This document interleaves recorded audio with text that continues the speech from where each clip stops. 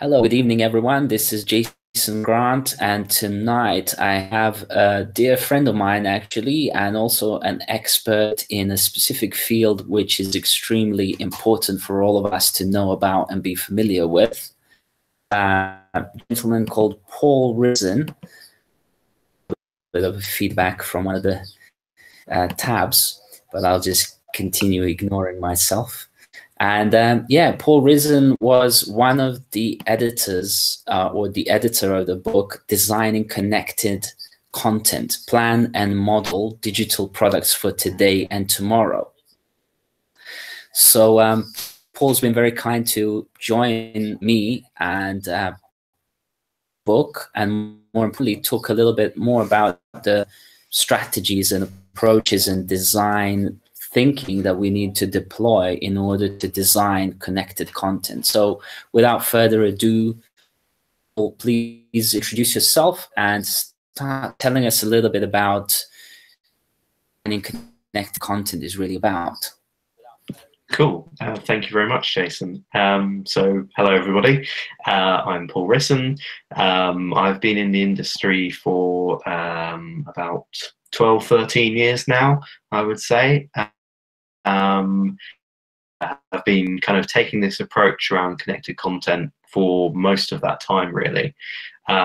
So I worked directly with Mike Atherton, who is one of the co-authors, when we were both at the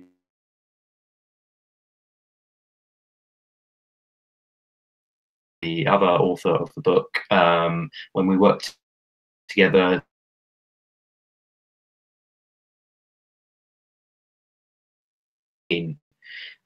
So for that project, I was the product manager, but also the kind of lead information architect on it. And so we kind of used this exact approach for that to kind of form the basis of the book itself.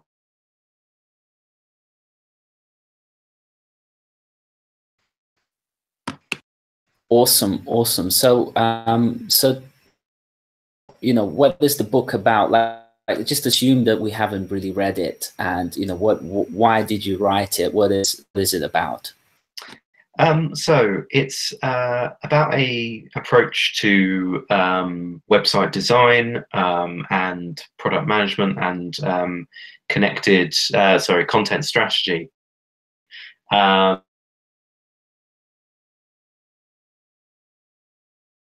Familiar to people who've done kind of database design or business analysis in the past, but these kind of techniques have never really kind of broken through to the mainstream of UX management, although they are very fundamental to a lot of the way that kind of a lot of the pioneers of the early web thought about things. So I personally think it's a great approach to UX design and product management.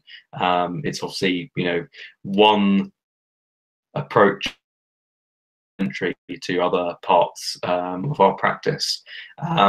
So for me, it's a really important book in that it's the first book that I've seen out there which really focuses on this particular approach, takes you through all the steps, certainly of the kind of thing that I do, but also augments it with other parts of UX design and content strategy. So decipher for us, I think, like all the people who end up viewing this will understand the word designing and will understand the word content. But what is connected in this case? What is connected content? So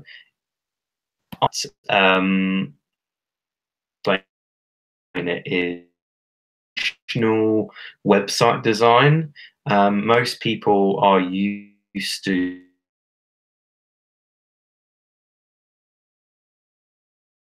structure. So it's like a tree with one root, and then it branches off, and it's very kind of hierarchical. Now, obviously, approach, and many people do, to content.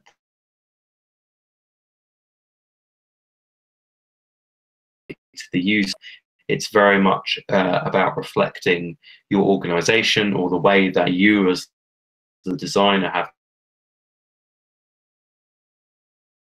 this connected content approach, is that it really starts from the way in which users understand the content and how it links to each other. So for instance, if we were talking about the domain, the area, the subject area of food, you'd be talking about recipes and ingredients and chefs, maybe recipes,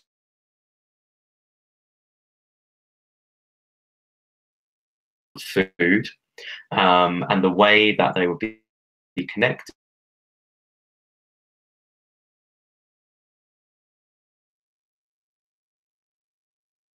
So those ways in which you describe how the objects are connected helps form the basis of the structure of your website or your product.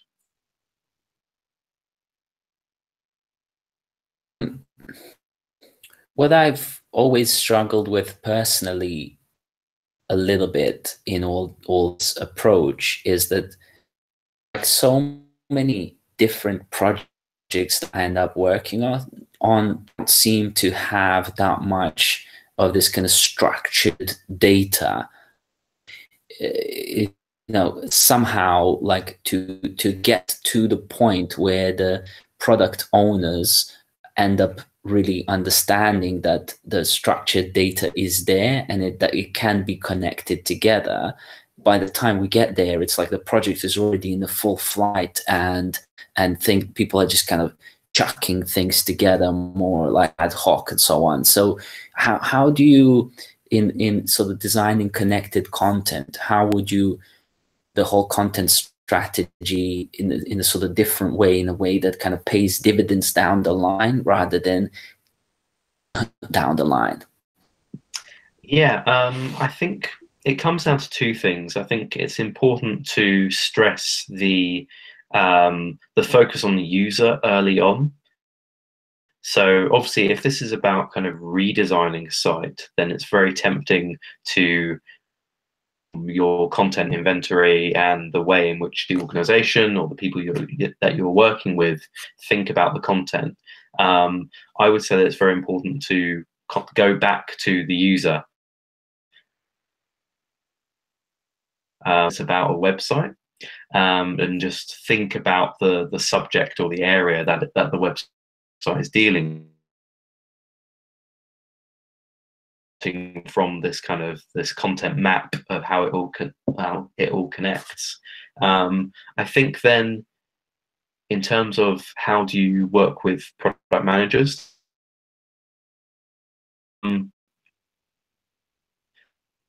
part of it is showing them that this approach can lead to lots of different ways of accessing your content. So this kind of approach is, it's very suited to search engine optimization because it's all to do with kind of inbound links and the way that content is linked to each other. So that very much works for really find is that if you define your kind of connected content model as soon as possible in your project, then this sets you up to be able to design lots of different interfaces on top. So you can design a particular version of that website with certain pages and through it. But you may find then in a year or 2 years, you want to redesign the way it'll come up with a slightly different flavor of it. And if you've put this thinking into it early on, you don't have to start from scratch. You can use the same model, but just come up with slightly different flows. Again, you can also come up with kind of different interfaces. So it may not have to be that you visit. It could be an API. It could be an app. It could be a voice kind of question and answer. So yeah, I think the key thing I would say is the user journeys are extremely important and a well-known kind of technique. I would always start by trying to map out this kind of connected structure and then do the journeys on top of that, because if you only do certain journeys, then you're kind of stuck in only being able to reproduce those.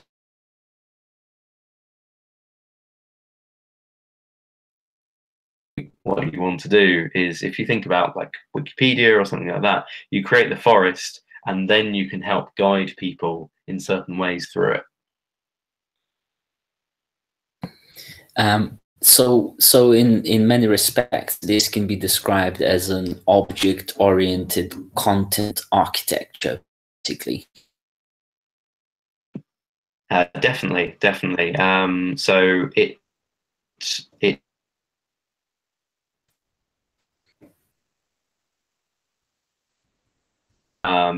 and the kind of the typical model that you would, the diagram that you would construct, has its roots in entity relationship diagramming. Is that kind of thing.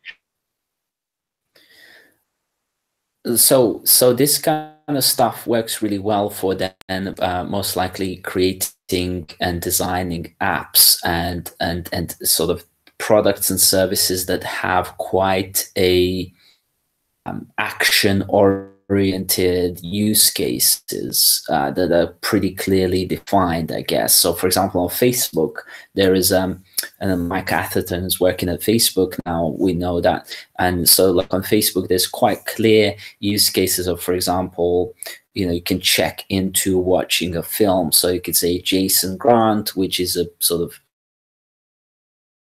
and then film and feeling, so and so. So there's kind of quite structure there of like triplets and so on. But is there anything that you can give us in terms of, because I'm being a little bit selfish here now, I'm working with a client and designing a bunch of corporate websites which have got kind of the typical things there around investor information, news, all that kind of stuff. And it just all feels like it's not really structured, really, but there is a structure there. But like it's almost like nobody wants to believe that there is a structure there. So like, what would you suggest to somebody like me or people who are working on these things that aren't really so kind of nicely formatted by kind of life? So I think that's a really good point, that a lot of kind of traditional businesses and also a lot of areas, for instance, journalism. I worked on BBC News for a couple of years.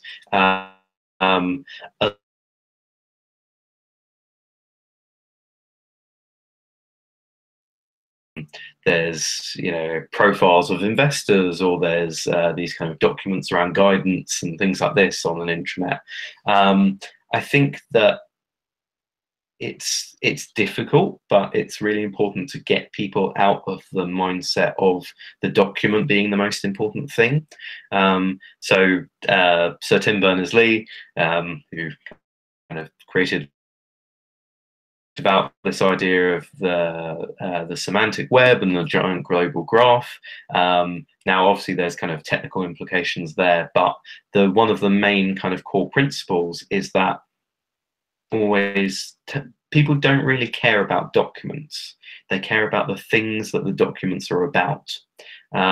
So it's a challenge, but it's trying to get people to the document and when it was created and who it was created by. That's that can be still an important thing, but really concentrating on picking out the things from that document. So Facebook has a very structured way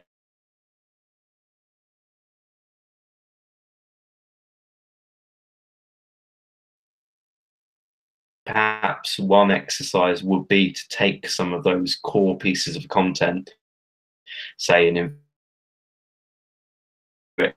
trying to identify the objects and the relationships within them.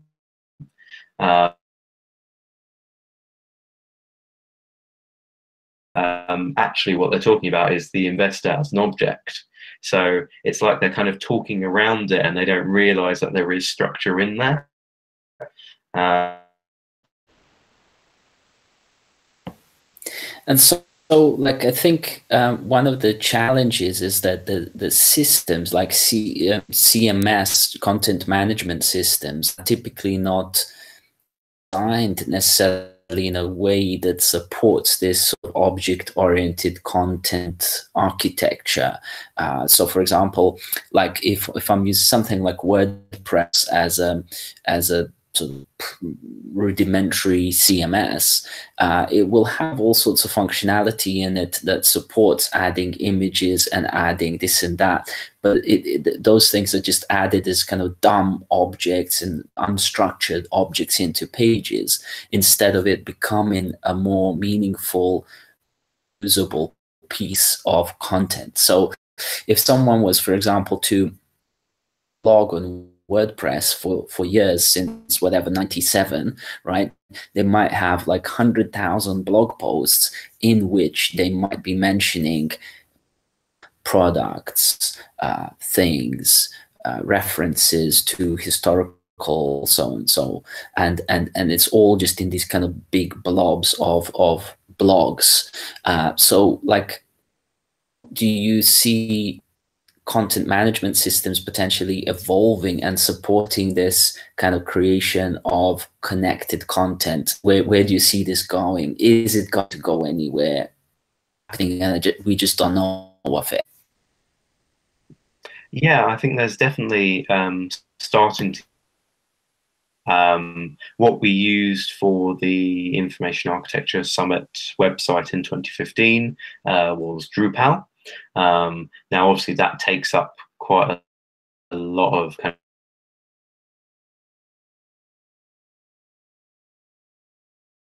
of the easiest kind of alternative solution. But that kind of content management system, a way to go. I am starting more MS type thing, creating your own models. So the one that springs to mind right now is something called Airtable. Sort of like Trello, but with the ability that you can create objects rather than just kind of story cards and things like this. They talk about it as a kind of management and a tracking tool, but it's that same idea that you can define a person or a flight or something like that and give it its own attributes and kind of organize the content that way. There's a couple of other, and I can't quite remember the name, and happily look them up and send links around, in the area of headless browser, not headless browser, headless kind of CMSs. So it's very much kind of API structured.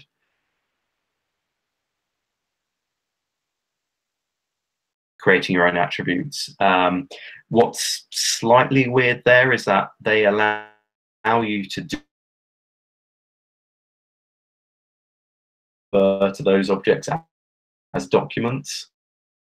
I don't think we're quite there yet, but it does feel like there is a slow shift happening. I think also, I mean, one of the reasons cumulative model has really kind of, one reason is obviously people are familiar with it. We talk about pages all the time, that kind of thing.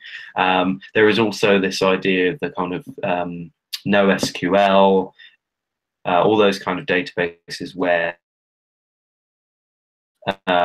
whereas if you were to break things out into their own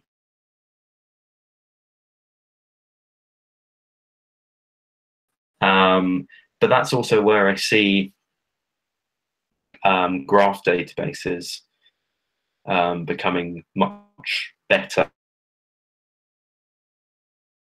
model, define everything up front. You have to set up all your queries, and once it's done, it's done. You can't really go back without kind of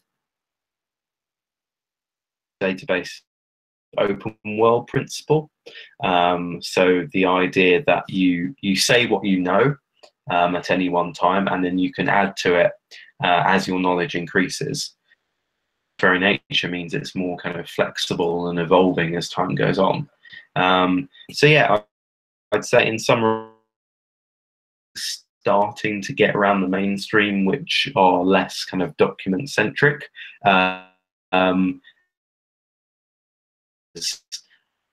Technical solutions. So I would hope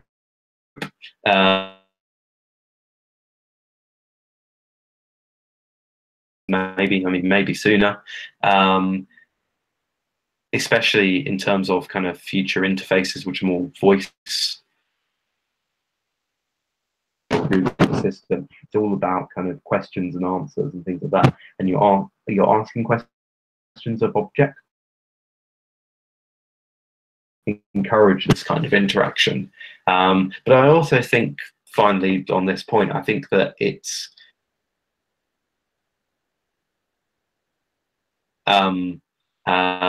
to really, come up building websites and things like this. There is a lot more potential than we kind of give them credit for, I think. So one website, as a lot of people I think would think of this as website, but really about it ends up being quite a nice sort of really. A friend of mine runs a site called fragrantica.com, and what it is like a I think they started it almost accidentally way back 10 years ago, but it's just like reviews of perfumes, of all sorts of perfumes. And then it's got like kind of descriptions, pictures, then it links to kind of where you can buy them on eBay or elsewhere, and then some reviews and all that kind of stuff. And this is like I believe one of the biggest directories of perfume reviews in the world now. And it's like effectively, and somebody could have run that as just a bog standard blog and wrote all these reviews and write-ups of the perfumes. Then if you think of it as a structured database of content, it ends up becoming a much more usable and reusable thing that can be redesigned depending on these new devices that come up. In many respects, I'm just giving an example here, sort of re-saying what you've said. But here's a little, let's sort of try and break your rules here. Unless, and I know you haven't been sleeping under a rock, blockchain is happening, it seems like. How do you see all this stuff of blockchain? Interesting approach, really, an idea.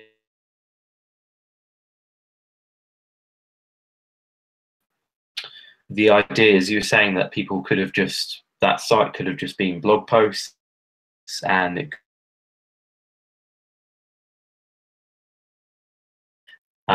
one thing it's important to state is that if you are just kind of using simple create pages which aggregate the content by a tag, it's interesting up to a point. Whereas the advantage of this kind of more connected approach is, because you've described different connections between the perfumes and the companies that make them and all that kind of thing, you can ask more interesting questions. You can come up with more useful and meaningful ways of aggregating it. On the point of blockchain, I think it's a really interesting technology at the moment. It's obviously kind of starting to emerge. I think there's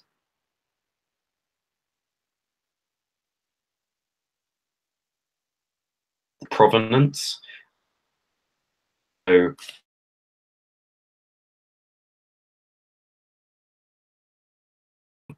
So there's something interesting for me there, particularly in the area of journalism.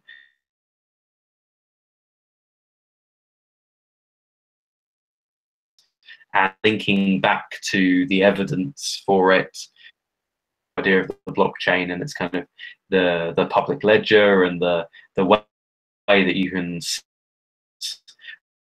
I think that's an interesting. I have to admit, I haven't really looked blockchain myself. There's some things there, and it'd be interesting to try and kind of meld the two approaches, really. Because my understanding, and I've been contemplating on the whole thing of blockchain for a while now, and search into from all sorts of different angles, in many respects, like user experience design, because the way blockchain is proposing to re-architect the way applications are designed, a lot of people think it's just decentralized version of the same thing, but that dissemination of content, effectively, especially personal content and things that we quote unquote own inside blockchain, that are immutably ours, okay, and proven via peers and so on, in the network. What it means is that the blockchain creates the DNA in the way that it's structured and architected. It creates these connected pieces of content that are kind of stamped as blocks of approved content and verified content created by individuals or nodes and things in the network.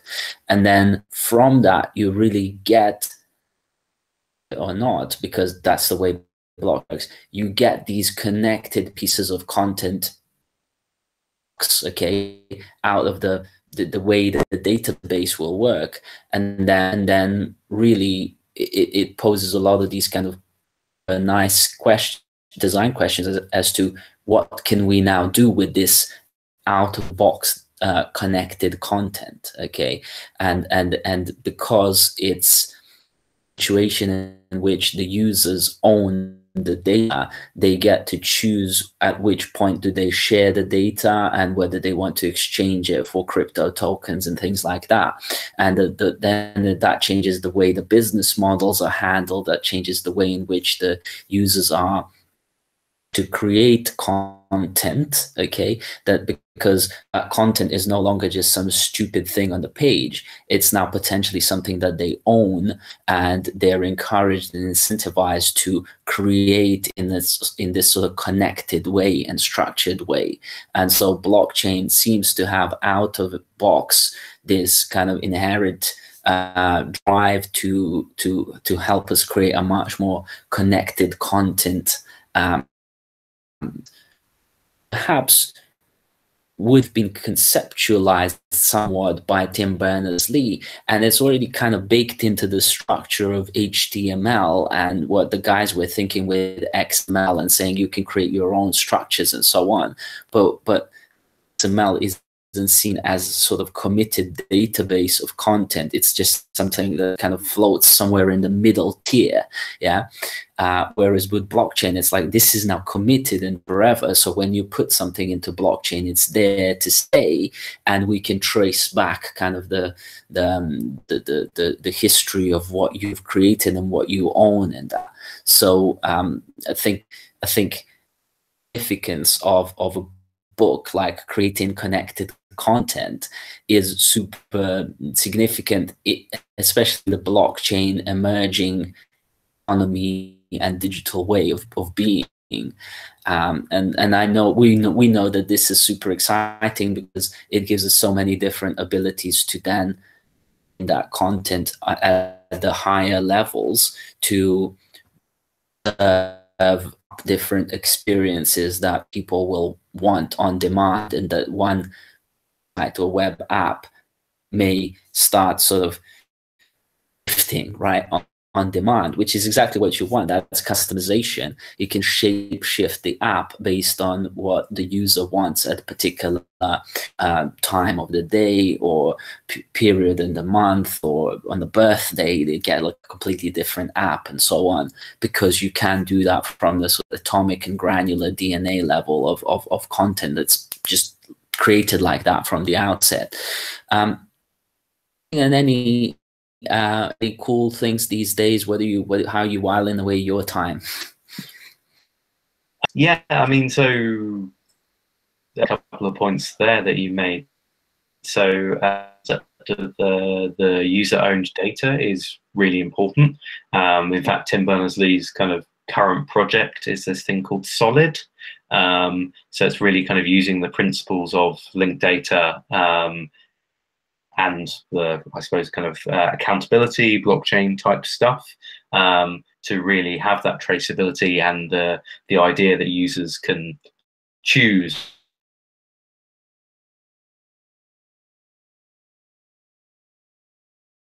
to check out. The other thing which I think is really interesting is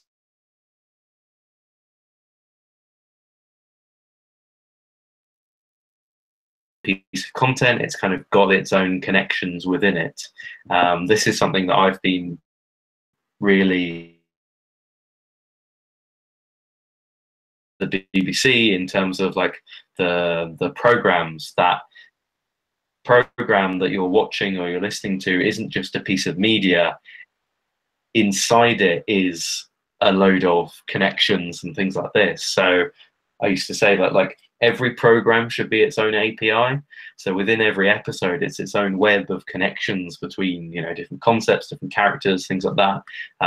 That's something kind of I'm really actually passionate about, taking kind of storytelling, taking stories, whether they're kind of drama or documentaries or sports or even news, and breaking it into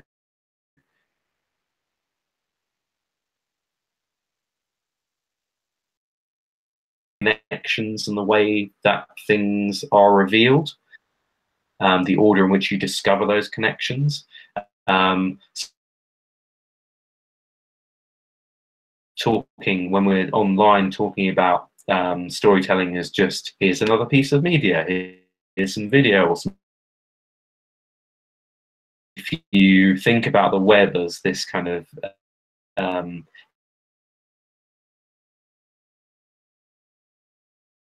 storytelling in a kind of web native way.